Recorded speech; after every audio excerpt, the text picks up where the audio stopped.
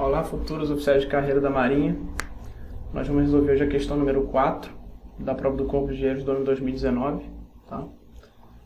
É uma questão que muita gente não conseguiu fazer porque é um assunto que não costuma ser cobrado, não foi cobrado nas últimas provas, que é o assunto de dinâmica da partícula envolvendo campos de forças centrais. Tá?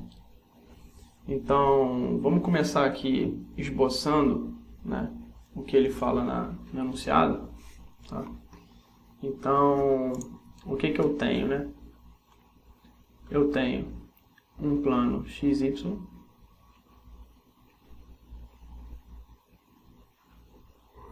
onde ele fala que eu tenho dois instantes. Um instante T0, onde a partícula está na posição 1, 1.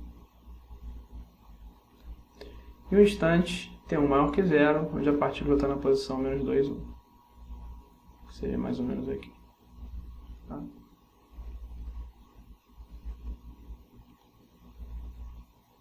Como é um campo de forças centrais, né? O que é um campo de forças centrais? Exemplo, são as forças gravitacionais. Então isso a gente pode tratar como se fosse um objeto em órbita. Então ele poderia ter uma eventual trajetória dessa forma aqui. Tá? Uma trajetória elíptica. É um dos exemplos. Então, sempre que falar campo de forças centrais, vocês lembram das forças gravitacionais e os objetos em órbita. Tá? Tem algumas propriedades que você tem que saber sobre campos de forças centrais.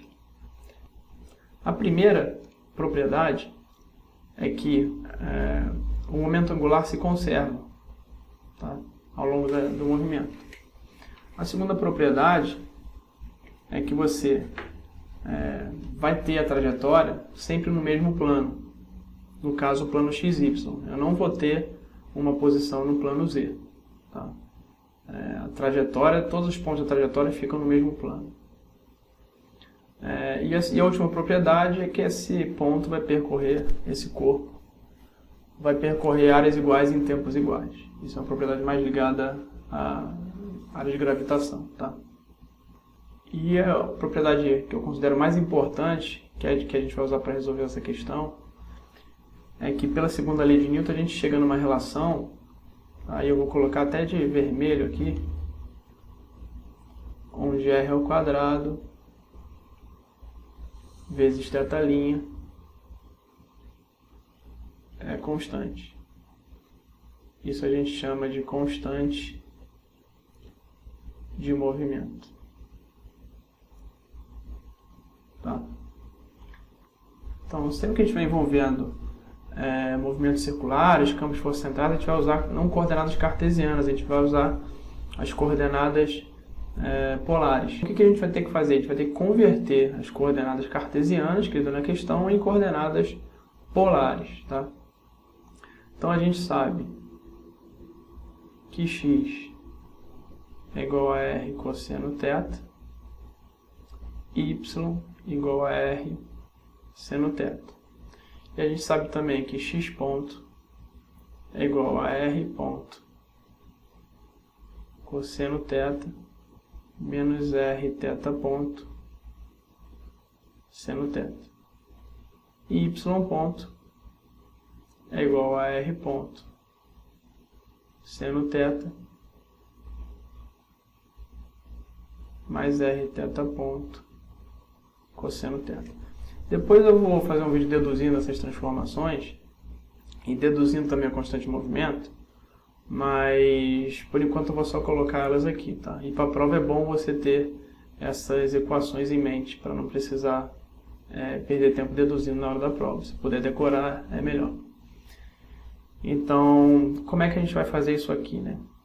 A gente vai dividir esse quadro em dois, tá? E a gente vai calcular essas equações de movimento para as duas posições que ele deu. Então, para a primeira posição, a gente sabe que S é igual a 1, 1. E a gente sabe que S ponto, que é a velocidade, é igual a 1 menos 1. Para a outra posição, a gente sabe que S é igual a menos 2, 1. E S ponto é igual a 1 lambda. E ele quer saber justamente essa componente lambda de velocidade no eixo y. Então, vamos fazer as equações de movimento para a primeira posição. Então, se eu desenhar a primeira posição, aqui está o ponto 1, eu tenho um triângulo de base 1, altura 1, e raio de 2. Então, eu escrevo aqui, raio de 2, o seno θ é cateto, aqui, θ, né? É cateto oposto sobre hipotenusa, e o cosseno θ é cateto adjacente sobre hipotenusa. Então, eu posso escrever as equações de velocidade. Tá? As equações de movimento para velocidade vão ficar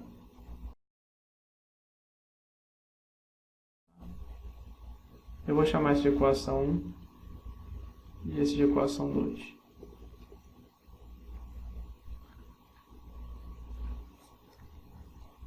Então, se eu somar a equação com a equação 2, eu vou cortar o θ ponto, eu vou ficar com 2r ponto 1 sobre raiz de 2 é igual a 2 r ponto igual a raiz de 2.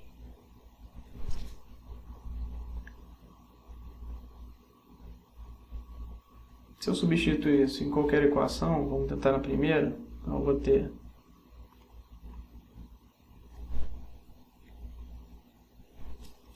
se eu substituir isso na primeira equação, então eu vou ter r ponto, que é a raiz de 2, vezes 1 sobre raiz de 2, menos θ ponto é igual a 1, θ ponto é igual a 0. E vamos ver então qual é a constante de movimento. A constante de movimento vai ser r ao quadrado vezes θ ponto, que é igual a constante, que vai ser igual a raiz de 2 ao quadrado vezes θ ponto. Como θ ponto é igual a 0, essa constante vai ser igual a 0. Tá? Então isso vai ser útil agora para a próxima posição que a gente vai fazer as equações de movimento. Fazendo as equações de movimento para a posição 2, primeiro a gente traça aquele triângulo, onde essa posição 2 é a posição menos 2 e 1. Então é um triângulo de base 2, altura 1. Então, fazendo Pitágoras, a gente vai encontrar aqui raiz de 5. Então, a gente tem que o raio é raiz de 5. O seno do ângulo θ, como está acima do eixo y, ele é positivo. Cateto oposto sobre hipotenusa, 1 sobre raiz de 5. E o cosseno θ, como está à esquerda do eixo x, ele é negativo. Tem que atentar para isso. Para os sinais dos senos e cossenos aqui. Então, a gente vai ter cateto adjacente sobre hipotenusa. Faz as equações de movimento para velocidade, como a gente fez para a posição 1, a gente encontra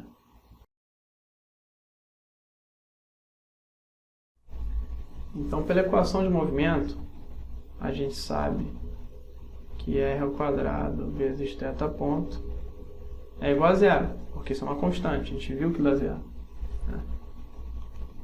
O r ao quadrado é o que? Raiz de 5 ao quadrado vezes θ ponto é igual a 0. Então a gente chega à conclusão que θ ponto é igual a 0. Só se θ ponto for igual a 0 que a constante de movimento vai ser igual a 0. Então eu vou até colocar uma cor diferente aqui. A gente zera isso aqui, porque θ ponto é igual a 0.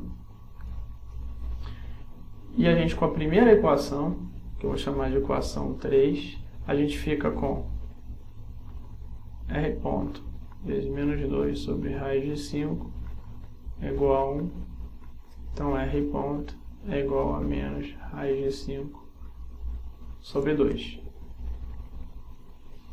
Na segunda equação, para achar o lambda, finalmente, a gente tem que R ponto, que é menos raiz de 5 sobre 2, vezes 1 sobre raiz de 5, vai ser igual a lambda. Então, lambda é igual a menos meio. Então, a gente tem lá o gabarito lá, que já está até marcado, que é menos meio. Só que esse é o meu gabarito. Se vocês olharem o gabarito da banca, a banca fala que deu meio, positivo. O que eu estou achando? Que a banca deu uma escorregada, não colocou lá o cosseno de θ negativo, como a gente colocou aqui, e acabou achando meio. Tá? Aconteceu um erro parecido numa outra questão que eles tiveram que trocar o gabarito, ou anularam, não lembro ao certo. Na mesma prova. Então, tem grandes chances aí deles terem feito esse erro e mesmo assim não trocado o gabarito. E não anulado a questão, enfim. Mas se alguém achou algum erro nas minhas contas aqui, me avisa que eu faço uma errata depois. Mas acho que não é o caso, a princípio. Tá? Então, é uma questãozinha que exigiu um pouquinho de trabalho braçal aí nas contas. Tinha que saber as propriedades das forças centrais, tá? Que são os campos gravitacionais. Não é uma questão comum de cair nas provas desse concurso, mas é bom vocês conhecerem aí e ficarem ligados nas equações de movimento e nas coordenadas polares aí para as próximas provas. Tá? Então, espero que tenham gostado e até a próxima.